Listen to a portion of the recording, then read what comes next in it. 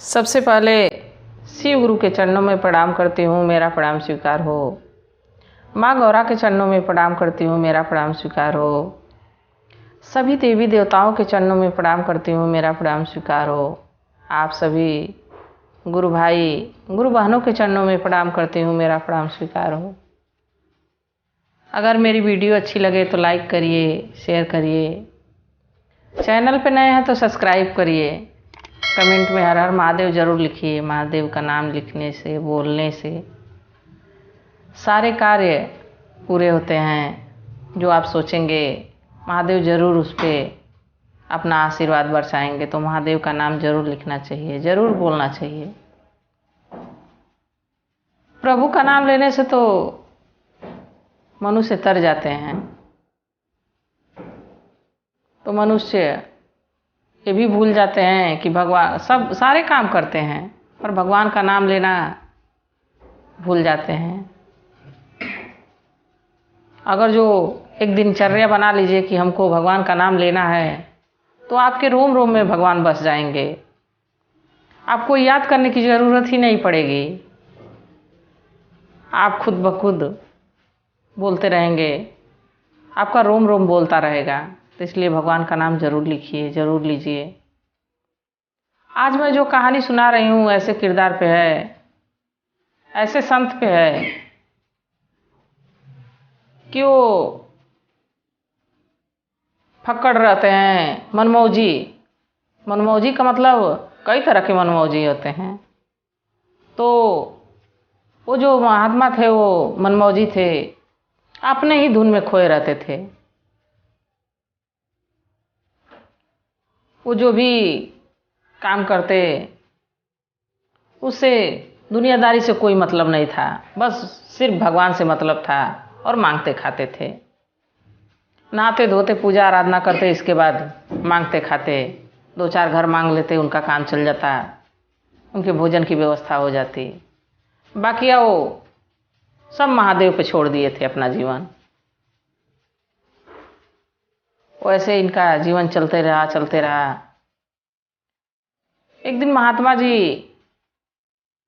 ऐसे ही भिक्षा मांगते मांगते दूर निकल गए। जा रहे थे तो रास्ते में देखे कि एक मिठाई की दुकान है, वहाँ जलेबियाँ बन रही हैं और दूध भी बगल में खौल रहा है। दूध और जलेबी को देख के भगवान, वो महात्मा जो हैं, सोचे कि काश कि मुझे जलेबी मिल जाती और दूध मिल जाता तो जीवन का आनंद कितना बढ़िया आता। उनकी ये सोच थी। बाकी वो रुके, वहाँ रुके, देखे, बाकी मांगे नहीं। उनके अंदर खुददारी थी। भिक्षा भी मांगते उतना ही मांगते जितने में उनका काम चल जाए, उससे ज़्यादा नहीं मांगते थे। और जो ज़्यादा हो जाता था वो दूध दान दे देते थे, दूसरे भिक्षुकों को दान दे देते थे, अपने पास नहीं रखते थे। उतना ही मात्र खर्च करते थे, मांगते थे कि जितना उनका पेट भर जाए। और भगवान में रमरमाए रहते थे, भगवान की आराधना पूजा किया करते थे। तो जलेबी के दुकान पे वो रुक गए। कुछ देर देखे कि दूध है, जलेबी है, बाकी कुछ बोले नहीं और फिर वहाँ से चल दिए।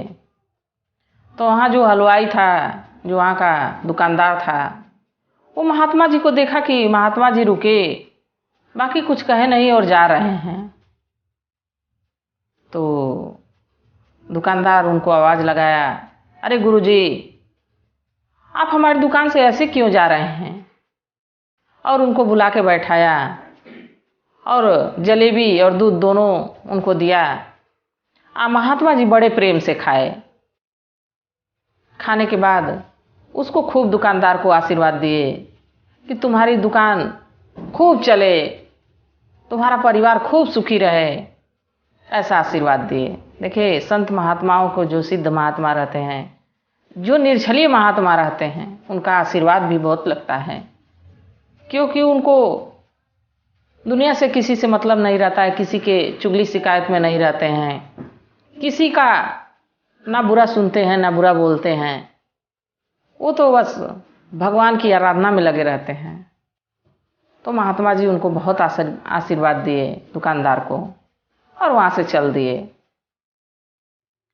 जब कुछ दूर गए तो देख रहे हैं कि एक नई शादी वाला जोड़ा दूल्हा दुल्हन दोनों जा रहे हैं और ये अपनी ही धुन में खोए हुए थे। महात्मा जी लगातार अपना हरि का नाम जपते हुए, भगवान भोलेनाथ का नाम जपते हुए अपना जा रहे थे। उनको ये नहीं दिख रहा था कि रास्ते में गड्ढा है कि पानी है, कुछ नहीं दिख रहा था। वो चले जा रहे थे और उधर से दुल्हन और दूल्हा नई नई शादी वाला जोड़ा आ रहा था और वो तो भगवान की धुन में भजन गा रहे थे और उनका पानी में पैर पड़ जाता है। गड्ढे में पानी था, पानी में पैर पड़ जाता है, छपाक से दुल्हन के ऊपर छींटा चला जाता है। अब दूल्हा वहीं झगड़ जाता है कि अरे महात्मा जी अंधे हो क्या, तुमको दिखाई नहीं दे रहा है? मेरी इतनी महंगी दुल्हन की साड़ी थी, सारी पोशाक तुम खराब कर दिए। लग रहा है कि भांग का नशा तुमको हुआ है, भागे जा रहे हो और तुमको दिखाई नहीं दे रहा है हमारे अगल बगल से कोई आ रहा है। महात्मा जी कुछ नहीं बोले। महात्मा जी अपना रास्ता पकड़े सीधे चले गए, कुछ बोले ही नहीं, अच्छा बुरा कुछ नहीं बोले। दूल्हा घर चला गया दुल्हन को लेके अपने, और महात्मा जी भी आगे चले गए।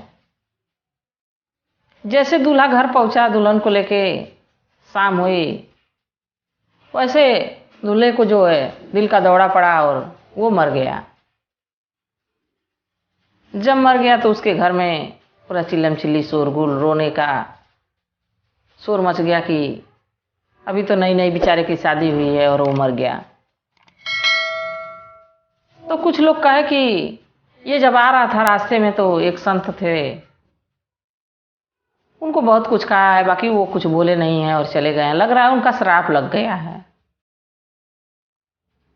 तो सब लोग कहे कि जाओ उस संत को खोज के लेके आओ।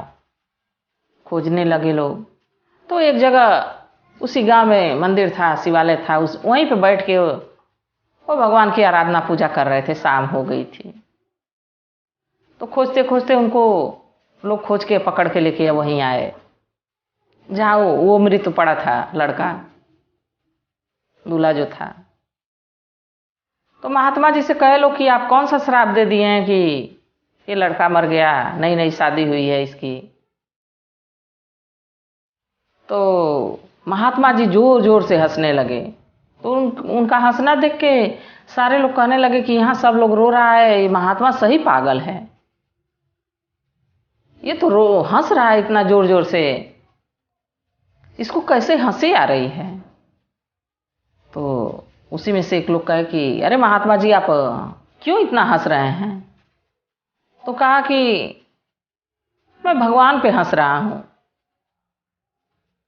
भगवान मेरे साथी हैं, भगवान ही मेरे गुरु हैं, भगवान भोलेनाथ मेरे गुरु हैं, मैं उनका शिष्य हूँ, तो हंसू नहीं तो क्या करूँ?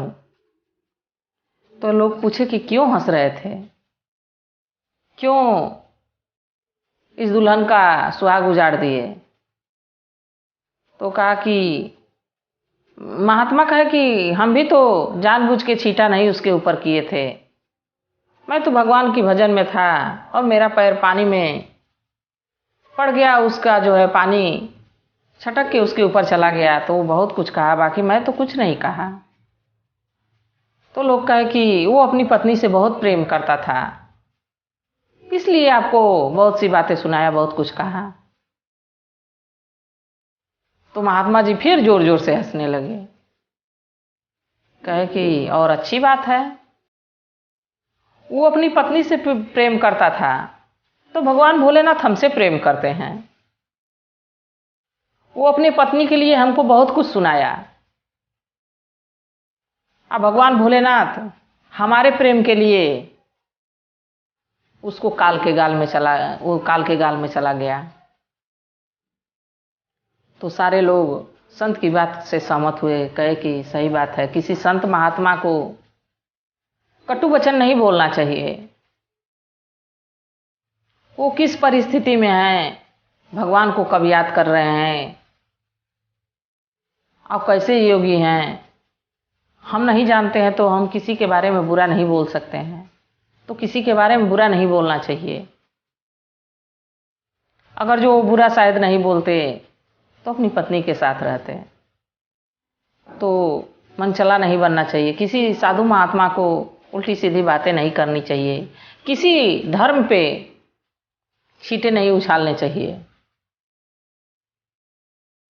कहानी यही समाप्त हुई। कहानी कैसी थी कमेंट करके ज़रूर बताइएगा। हर हर महादेव।